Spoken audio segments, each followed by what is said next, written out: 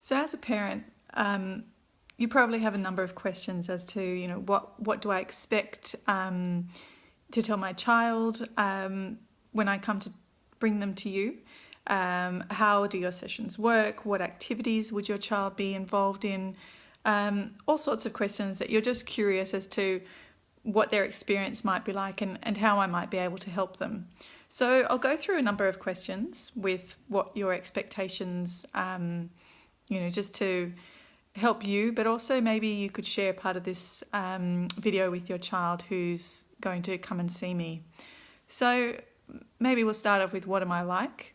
I'm quite fun, friendly, I'm a great listener, and I have the capacity to help your child profoundly. My experience in art therapy and sand play is excellent, and I have various different techniques that I've worked on for a number of years, and I have proof in terms of my ability that I know that I impact children's lives on every day, which is a really wonderful driving force for me, and that's why I do this work. I'm very passionate about it. So as to what to expect when you bring your child here.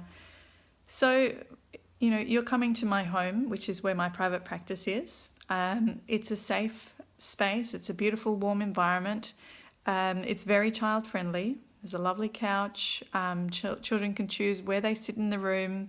There's many symbols to look at. There's an art table. It's a place where they should naturally feel comfortable, and that's how I've designed the space. As to what do we do here, there are many, many different activities and interventions that I work with your child on. So I work very spontaneously. I follow their lead.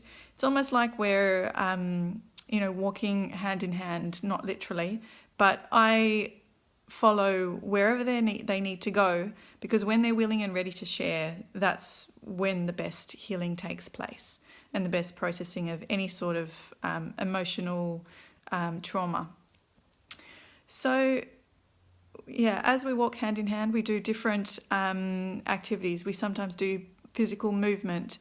I always offer them in terms of a choice between the sand tray or the art first, choosing symbols alongside when they do drawings to give me a really clear sense of what's going on, but also to help them understand a little bit more as to why they've drawn what they've drawn and why they've chosen what symbol that they have chosen.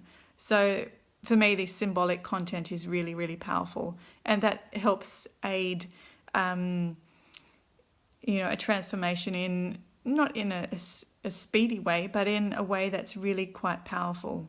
So there's the art, there's the sand play. We can also work with imagery of, sort of photography and cards and things that I have here. In terms of if a child gravitates towards a particular one, then we'll work through why they chose that particular card and what's symbolic about it that they thought was quite meaningful. And always to get a deeper meaning, always to get a sense of new awareness, new understanding, and a connection that goes deeper than just the surface level of talk therapy. So there's some of the ways that I work. And in terms of expectations on the children, they do what they're willing to do. And, if I suggest an activity that they're not ready for, then we don't do it. Where I work with the child in terms of where they're at, and I'm very sensitive to their experience, and I can pick up on a lot of different clues and cues as to whether that's too much, too hard, too fast, and I really gauge it as best as I can on their exact experience. So everything is tailored to the moment. So to tell you exactly what I do, it's pretty much impossible. But I work with my experience and my toolkit to help children to the best of my ability. And from my experience, I feel very proud and honoured to have worked with such a large range of children and to be able to have been a memorable person in their world to help them overcome adversity.